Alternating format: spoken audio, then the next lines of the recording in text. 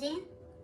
Oi, meu nome é Cláudia, você está no canal Uma Deusa, Uma Louca, Uma Feiticeira e hoje eu me aproprio dessa denominação tão carinhosa que o patriarcado usa para definir mulheres que ousem pensar ou refletir.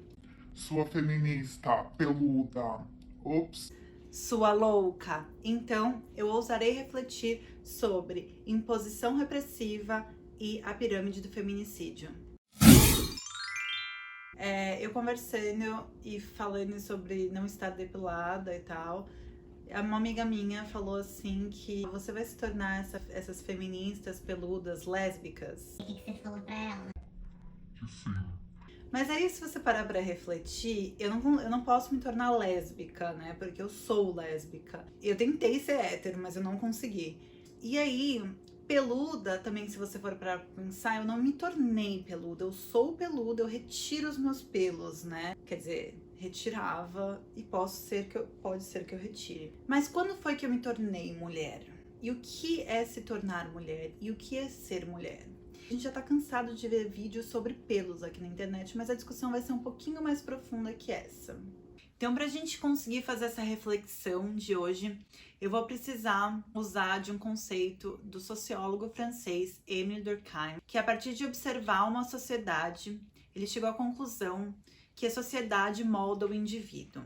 E aí ele criou o conceito de fatos sociais. E para alguma coisa ser fato social, ela precisa ter 3 elementos. Que é, o exterior não foi algo que eu senti que veio de um sentimento meu, e sim algo que estava aqui para exemplificar algo que estava aqui mesmo antes de eu existir. Precisa ser coletivo, então é algo que a sociedade ou geral legitima como algo moral, algo certo, e precisa ser coercitivo. Então é uma imposição que se você não age daquela forma, você vai sofrer algum tipo de punição ou censura. Então, a partir daí, eu posso exemplificar esse conceito com comer de boca aberta. É um fato social, porque ele vem do externo, então eu não decidi que quando era criança que eu não poderia comer de boca aberta, foi ensinado, então foi algo exterior.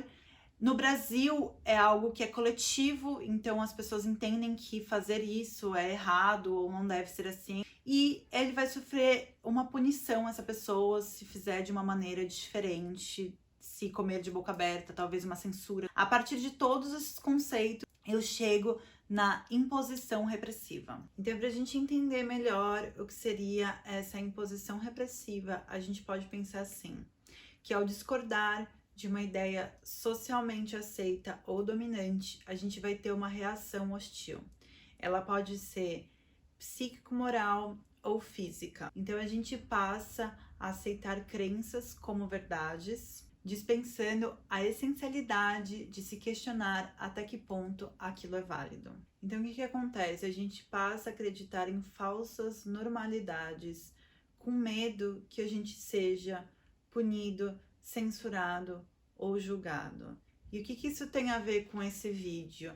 A partir do momento que um patriarcado branco cria diversas normas de conduta ou diferentes formas do que você deve ser para se tornar mulher, e você discorda e você age de uma outra maneira, você sofre essa punição, você sofre essa reação hostil. E dessa maneira a gente consegue ver a perpetuação do machismo. Quando a gente traz essas duas palavras juntas, falsas normalidades, e a gente pensa no corpo da mulher, a gente traz, por exemplo, um comercial de Gillette para depilar a mulher, para raspar as pernas, e no comercial aparece uma perna sem pelo sendo raspada. A gente está criando uma expectativa irreal do corpo da mulher, porque a gente cria uma mulher que não tem pelo, né? E aí daí vem várias problemáticas. Uma delas é a infantilização do corpo feminino, né? Porque quando a gente pensa numa mulher na fase adulta, é uma mulher que tem pelos. Você vê então comerciais com mulheres, né, sem pelos, sem marcas, sem espinhas, sem rugas, sem poros, magras, com cabelos longos, e isso gera na gente uma expectativa irreal, uma expectativa do que é ser mulher. Então, isso é ser mulher. Mulher é não poder envelhecer, mulher é não poder ter pelo, mulher é não ter marcas, não ter espinhas, não ter rugas, não ter... É todo esse combo de coisas que a gente precisa ser para se tornar mulher, a mulher aceitável, a mulher que escolhe se depilar. Mas aí eu trago para você um questionamento. Se eu decido sair com uma blusa preta e não com a minha blusa amarela, a partir do momento que eu pego o metrô e vou até o meu trabalho, ninguém dentro do metrô vai perguntar e questionar por que eu não usei aquela blusa da outra cor.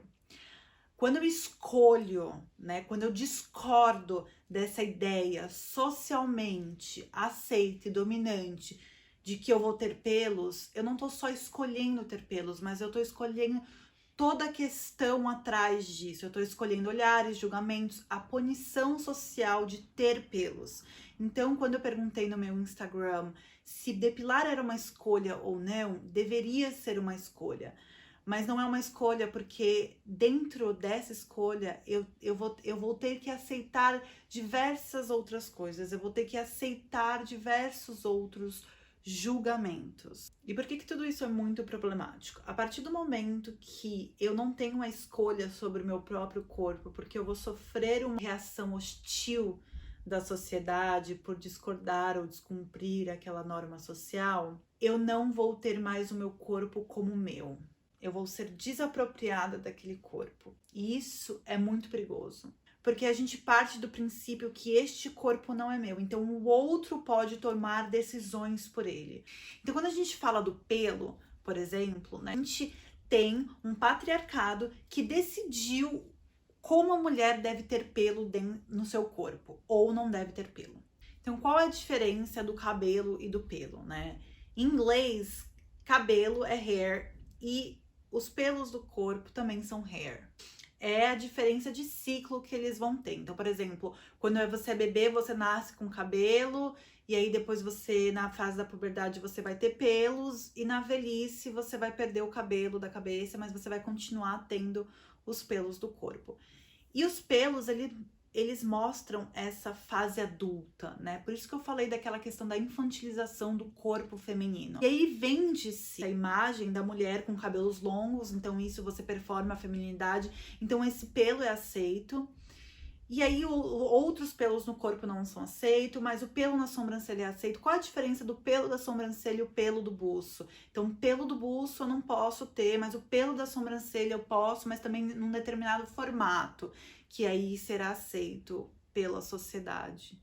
Então, você vê onde essa discussão vai chegar. São decisões que pessoas criam e aí para poder estipular como o seu corpo deve ser, e elas transformam isso em, por exemplo, é higiênico, né? É higiênico você depilar o corpo, ou é higiênico, ou é anti-higiênico você deixar aqueles pelos. Quando eu comparo de novo com o cabelo, por exemplo, que muita gente falou que o cabelo era diferente de outros pelos, imagina que você vai trabalhar, o seu cabelo tá lá solto, e aí você entra no metrô e alguém tosse perto de você, uma pessoa mais alta, aí você tem toda aquela tosse no seu cabelo, aí tem a poluição, aí tem, de repente, você pegou alguma coisa no chão, seu cabelo encostou no chão, e aí você não lava aquele cabelo quando você chega do trabalho, aí você dorme, aí você esfrega aquele cabelo no travesseiro, que você esfrega a sua cara no travesseiro.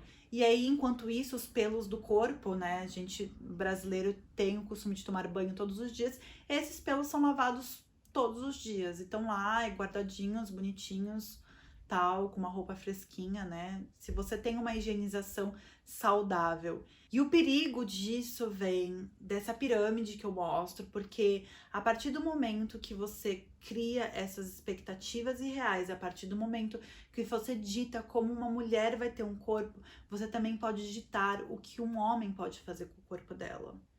E aí a gente sobe mais um degrau daquela pirâmide, a gente pode entrar na parte do assédio. Ué, se ela tá assim, depilada, com uma roupa curta, com o cabelo do jeito que eu gosto, ou com, né, dentro de todo esse padrão e tá se mostrando, significa que ela quer alguma coisa. E aí eu posso ir subindo cada vez mais nessa pirâmide e chegar até o topo dela, que pode ser um feminicídio. Então, quando a gente fala disso, as pessoas falam... Mas é só uma piada. Você tá falando então que é uma mulher que é zoada porque tem pelo, ela vai ser morta. A questão é que A gente não adianta a gente punir quem comete feminicídio somente. A gente precisa desestruturar essa base, precisa fazer com que essa base não tenha mais força para carregar lá em cima. E o grande convite, a reflexão desse vídeo não é se você depila ou se você não depila, mas é essa reação hostil. Porque a partir da nossa reação hostil, a partir do momento que a gente não se questiona e a gente se comporta como a maioria das pessoas em relação aos corpos das outras pessoas, a gente perpetua esse comportamento sem questionar se aquilo ali é certo ou errado. Então, o que a gente precisa entender com esse vídeo é que a decisão do que a gente faz com o nosso corpo é única e exclusivamente nossa. Mas que o que vai garantir isso de fato no âmbito social é a reação que a gente tem com outros corpos. A partir do momento que você quebra esse paradigma, de fato, você realmente deixa o ser humano simplesmente ser. E aí você vai quebrando com toda essa pirâmide, porque você vai dando de volta o corpo da mulher para ela. Eu sempre fui crítica à associação de feministas lutarem por pelos e tal, e isso ser uma coisa, porque eu sempre pensei, gente, a gente precisa lutar que não aconteça a morte das mulheres, a gente precisa lutar pela igualdade, né, de gênero em vários aspectos no trabalho.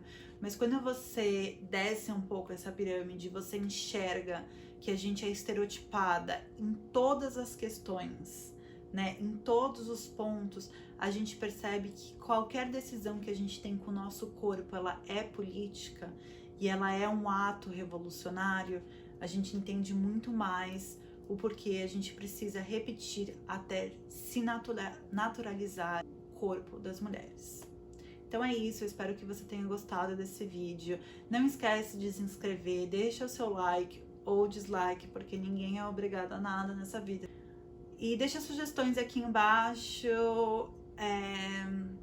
depile ou não depile, mas não se esqueça nunca de destruir o patriarcado. Um beijo e tchau! De fato, aquela simples frase de que a pessoa que merece que você Bata a Gisele na parede por ela é a pessoa que não se importa se você bateu a Gillette na parede por ela.